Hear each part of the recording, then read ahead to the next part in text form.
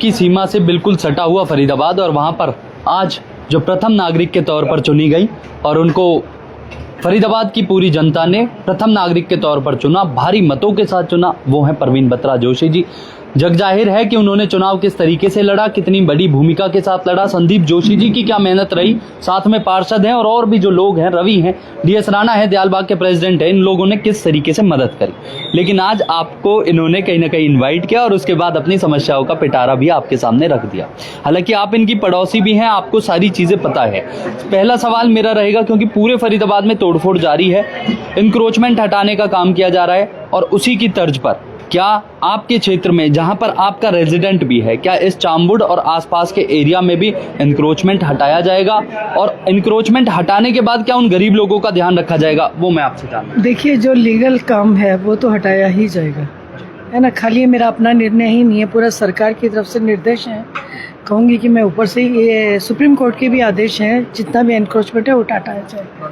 और दूसरा, आज के वैशाखी पर्व की और कल हम बाबा अम्बेडकर जयंती मनाने जा रहे हैं, और इसके लिए आप पूरे भारतवासियों को बहुत बहुत बधाई, धन्यवाद आप सभी का। मैम, एक नाले को लेकर और एक पानी को लेकर इन लोगों की बहुत सारी समस्याएं थी जो इन्होंने आपके सामने कही भी।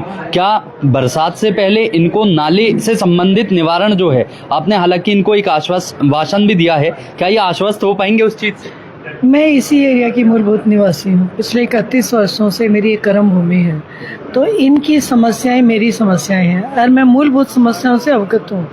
और एक एक करके, जैसे नाले की है, 2-3 दिन के अंदर नाले की सफाई शुरू हो जाएगी, सर्वे हो चुका है।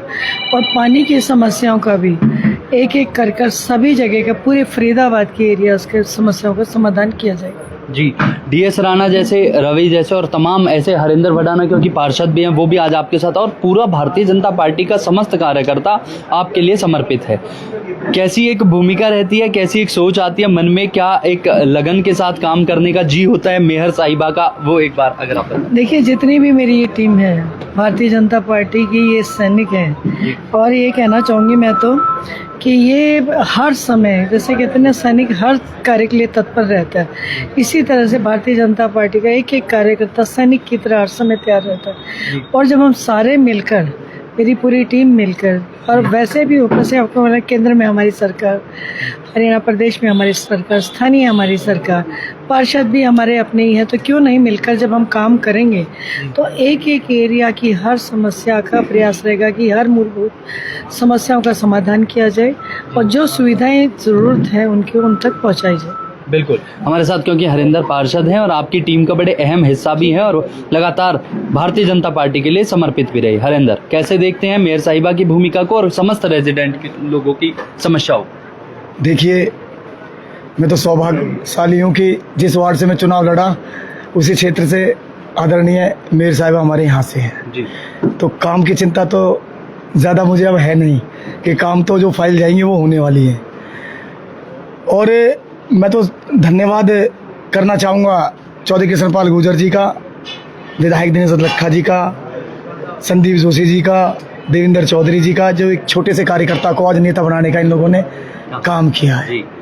हम तो भारतीय जनता पार्टी के कार्यकर्ता, आज भाजपा ने हमारी जिम्मेवारी पार्षद बना के लगाई तो उसमें कर रहे हैं, कल को किसी और चीज़ में जिम्मेवारी लगाएगी तो उसमें भी करेंगे। हम तो कार्यकर्ता है, जनता के हित के लिए 24 घंटे हम जनता के हित के काम के लिए तत्पर खड़े रहते हैं।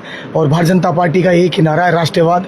राष्ट्र के हित के लिए जो भी काम होगा हम वो करेंगे। मैडम, कोई फरीदाबाद की आवाम को आप कोई मैसेज देना चाहती हैं, क्योंकि आप मेयर की भूमिका में हैं, लगातार लोगों की, चाहे इंक्रोचमेंट हट रहे हो या कुछ भी, आप कोई ऐसा मैसेज देना चाहती हैं उनको जो उनके लिए भविष्य में कारगर साबित हो आपके हिसाब से? सबसे पहले तो मैं फरीदाबाद की जनता का आभार व्यक्त करना चाहूँगी कि उन्होंने हमें भारी बहुमतों से जिताकर आपके सामने आने का अवसर दिया और अपनी सेवा करने का मौका दिया। बस इतना अपील करना चाहूँगी, जो भी हम सफाई अभियान पर काम शुरू करने जा रहे हैं उसमें हमारा सहयोग करें। कोई भी काम गलत नहीं होगा किसी के भी साथ, बस इतना ज़रूर है कि जो काम हम एक कदम साथ वो देंगे तो मैं 2 कदम और आगे चल पाऊँगी। बस यही अपील है सभी से। बिल्कुल। तो देखिए, दयालबाग रेजिडेंट ने आज कहीं ना कहीं सम्मान समारोह किया और उसके बाद की ये तस्वीरें आपको दिखाई दे रही हैं, क्योंकि संदीप जोशी जी की जो भूमिका रही, लगातार जो लोगों के लिए एक प्यार था, एक सम्मान जो था, वो दिखाई देता है यहाँ पर। और ये लोगों ने कहीं ना कहीं एक अपील भी रखी, अपने कुछ बातें भी रखी, और वही अपील और वही बातें आज यहाँ पर पूरी होती नजर आ रही है। लेकिन देखना होगा क्या इनको नाले से, पानी से और इन सब चीज़ों से छुटकारा मिल पाएगा। आप देख रहे थे न्यूज़ हेडलाइंस। धन्यवाद।